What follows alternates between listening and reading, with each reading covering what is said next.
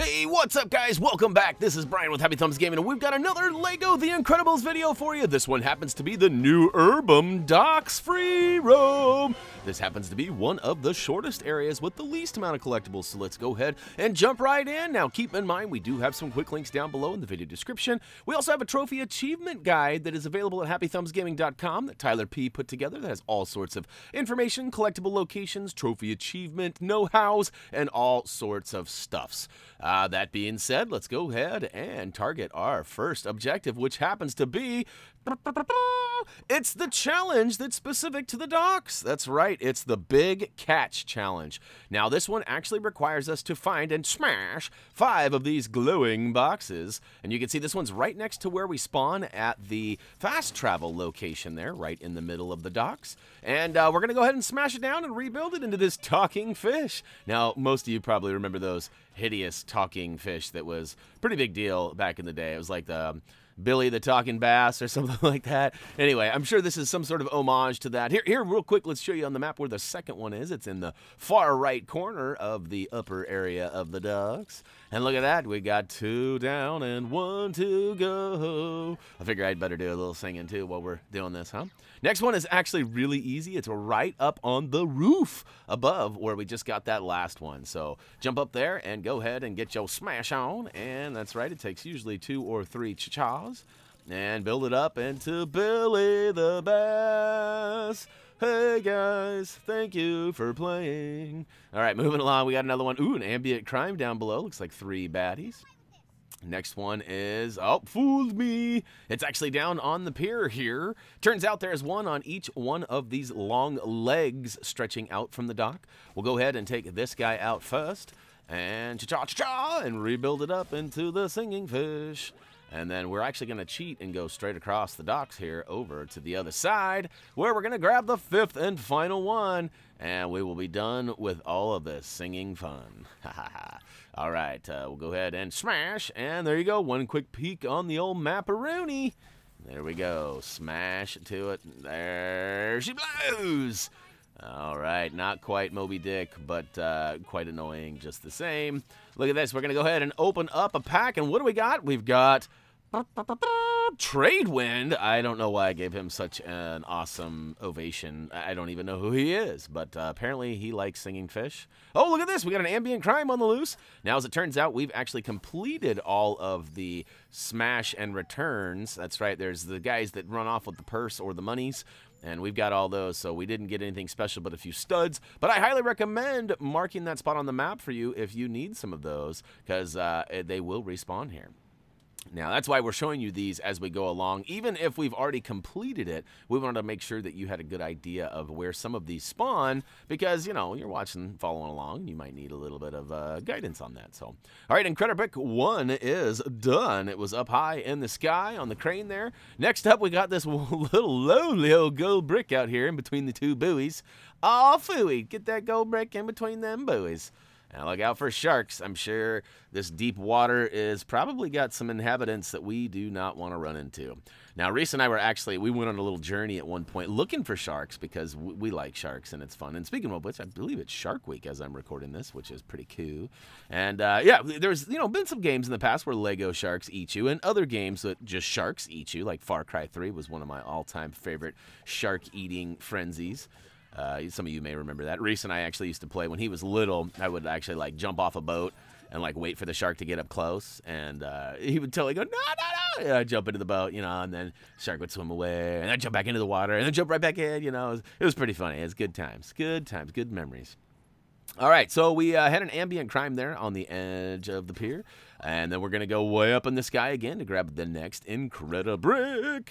Now, keep in mind, we are getting some needed characters and abilities throughout these free roams that are going to help us complete those free plays super easy. And then it's going to be nice because we're going to have those, we're going to get all those mini kits and the collectibles from the free play videos. And then guess what? We're going to be pretty much done. We're just going to have a couple cleanup trophy achievements to do, and then we'll be on our way because we've got all the crime waves done, and then we'll have all the free roam done. So we're doing it backwards, but it's with good purpose because we actually need a character. And if full disclosure, as as I move on to Incredibrick 5 here, we actually know that the character we need that has super destroy ability, he is unlocked via those mystery blind bags. Now, I actually already happen to have information that tells me that I've already unlocked that particular character and have a blind bag waiting. So it's really not that blind. It's not a mystery because I've already opened it and then reverted my save so that they weren't opened. But it turns out I do have him, and it's Crush Hour. And I believe, I'm saying that wrong, first of all, but on top of that, I also believe he is unlocked for completing one of the story missions that actually has him involved in it. It's, I can't think of it off the top of my head. I should have it in my notes in front of me, but I don't. But essentially, you have to battle him and a couple of other bad guys at the end of a level that happens to take place in our own home. It's a New Par home out in the backyard there. So again, I can't remember which one it is. It's one of the later middle to late story videos that we did, and as a result, I'm pretty sure that's when we got the blind bag for that. And look at this, we got a guy on the run. Not even gonna pay attention to him because we were too busy trying to figure out where in the heck this gold brick was. We knew it was inside. You probably even saw I pulled out a sonar character to get my and it didn't work. But it turns out I actually need a sonar character for the very next collectible. So even though I didn't really know that at the time, it worked out oh so nicely. Yeah, I could have grabbed that Incredibrick right there, too. But I was kind of going along the upper edge here, and I wanted to clean out all the stuff. And look at this. So we did not have a sonar character. And if you don't, all you have to do is head on over to Edna modes and create one. And all you have to do is just go down and scroll down to the powers and choose the sonar ability. And look at that. That's how we've got this character here, was going to Edna modes and creating one. So we did that in a previous video for a trophy achievement for creating a character, a custom character, and then creating one with a cape on it, too. There's a double whammy video for you. It's earlier in our playlist, right before the free roam.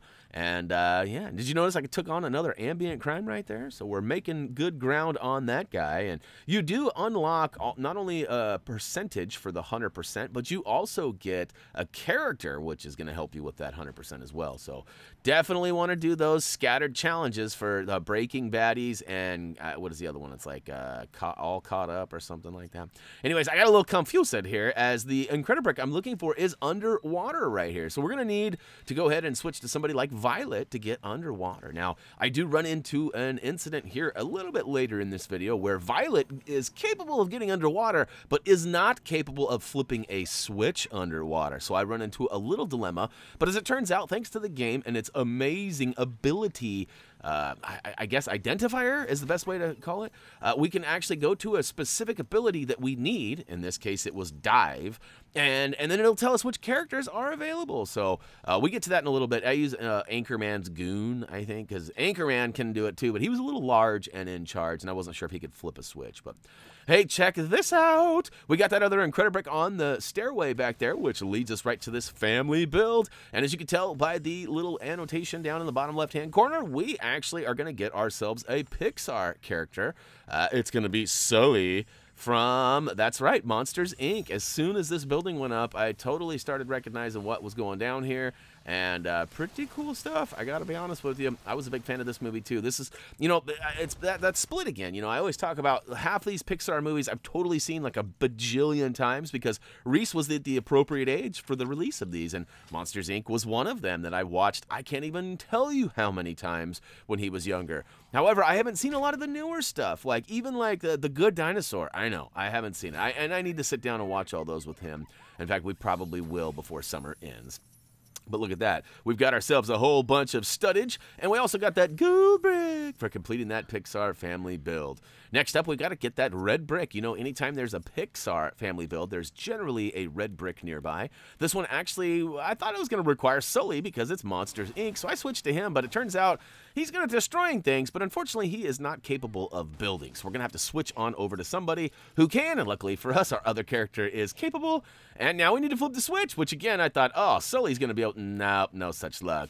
We needed Mike Brzezowski, as probably who we really needed, but turns out it did not work. But we got our other character out, and now we're going to send this monster into who knows room here. As you remember from the movie, we're going to collect some scream or perhaps some laughter. Either way, we've got a busted canister, which reveals Edna mode. This is actually quite comical, you know. I'm not a big fan of like the mustaches and the different items, you know, Christmas hats and things like that. It's cool, but I don't know if it's really worth. You can tell the developers needed something for the final red bricks in those games. Now this one, you know, the fact that it's Edna mode, like that alone deserves a red brick. And then the fact you slap her wig and glasses on pretty much any character that doesn't have an extra large head like Sulley, it's pretty cool. Pretty cool. So now I'm floating around as a flying syndrome Edna mode crossover. That's pretty cool. Let's see what we got here. We got another gold brick underwater. Oh, this one is actually floating by some boating. And not the one, but there is one coming up real soon here. In fact, it's the next gold brick we get is the one I was talking about earlier where I have to use a different diving character other than old Violet because she is just not able to flip a switch whilst in her awesome psionic sphere. So here we go. The next one is the gold brick I've been talking about, and look at this. So this one, you know, I wasn't exactly sure what to do, but when in doubt, if there's ever any kind of a power line, you always want to follow that power line to wherever it leads you to. Now, in my case, I'm going to switch on over to Violet, and then I'm going to go underwater, and then I'm going to find out that there's a switch there, and I can't use Violet, as I've kind of been talking about throughout this video. Look at it, looks awesome with Edna modes. It looks like Edna's totally on the scene here. I gotta give a lot of love to the devs for this one. This is one of my favorite red brick additions that isn't a stud multiplier. All right, so here I am. I can't flip the switch. Oh no, what are we gonna do? Well, truth be told, as I kind of already alluded to earlier, you can actually toggle to the dive ability. See, down on the bottom, you can see hitting triangle or square for the PlayStation players is going to toggle through. So I go to dive, and I find that I have a handful of characters. I've got a created character, and I've got these Anchorman and Anchorman Goon characters that we got from completing the story. And look at that. He's even got the Edna mode hat on, too. Gotta love it. And we flip that switch, though. The power flips that light from red to green. And, oh, to the, yeah, we've got a gold brick. Now, hey, if you haven't already, check us out on Patreon.com. I know some of you already have. You know, it'd be pretty killer if you jumped onto the $1 tier over there. We're not asking for much. Some of you just go above and beyond that, and we greatly appreciate that as well. But, hey, if we got all of you on that $1 tier, things would be super gravy around here, and our loving coming back to you guys would get exponentially killer, too. Like, yeah, I don't want to, like, bring false hope, but, I mean, if we had a bunch of you at the $1 tier, a lot of that would go into the giveaway pool, and our giveaways would, like, get that much cooler. So think about that. Just think about that. I know some of you have already won giveaways. That doesn't exclude you from a future win either. We're not super crazy about stuff like that now. You know, we do have some restrictions. Like, if you won last week, we're probably not going to select you the next week, too. But, oh, look at this. I totally screwed up here. I thought I was not going to make it. I mean, but as it turns out, I actually make it. This is crazy, right? Like, which way do I go? Which way do I go? It's way over there. This is insane how, like, off the beaten path you have to go. But somehow, I still make it, so. Anyways, Patreon, check it out. Facebook, check it out. That's where the giveaways are actually posted. You're definitely going to want to check that out as well. So we got all sorts of social media, and if you're into that kind of thing, come hang out. We've got lots of other gamers just like yourself that like to ask questions and communicate and share other stories, which is pretty cool. Pretty cool. So you know what else is pretty cool? We got another gold brick, and we got a gold medal for completing that race in the allotted time. Now you can see on our little compass there, as soon as we hit the continue button, there's a couple of red dots at the top of this stairway here, which happens to be another ambient crime. So because this is one of those ones that kind of respawns, I'm going to go ahead and show you on the map where it is. And you know, hey, if you're missing one of these particular ambient crimes, this would be a good place to go and check it out. Now keep in mind, there's another one down on the dock pier edge, so you know, we might get a couple of them, and look at that, we only have one more before we actually complete that challenge, and we get that character token for completing it. Look at that, we got another ambient crime sitting here. This guy, you know, again, there's quite a few of the ambient crimes over here on the dock, so definitely check this place out if you are lacking in that department. Now, speaking of lacking, if you watch real carefully, ready? 3, 2, 1. Oh, did you see the edit right there? Oh, yeah. So about this one, this one's a little squirrely. Not only are there lots of baboingers that are absolutely crucial that you hit, But there's definitely a couple of funny angles along the way, too, where you got to be just on it. Otherwise, you're going to fall off the edge or miss the intended direction that you're supposed to head to. So I actually had to play this race a couple of times. I hate having to admit that, but it was true. And I always tell you guys, because I want you guys to understand that, you know, sometimes I struggle with these races too, and some are much harder than others. This one was a little bit difficult, but we made it. We got that good by only a second and a half. And looks like we'll be back, as there is one of those global challenges right there, too, that we have to take on all of those different, I don't know what those are, some sort of radar screens or something. But hey, look at that. It's going to wrap it up for the new Urbem Docks. 1313-1111-222-11. That was kind of a weird echo effect there. But yeah, that's going to wrap it up for Lego The Incredibles, The Docks Free Roam. We got all the collectibles scattered throughout, and even got that local area challenge. Hopefully you guys enjoyed this video. I know I had a blast making it, but it's time for me to move on to the next one. So as always, until next time, see ya.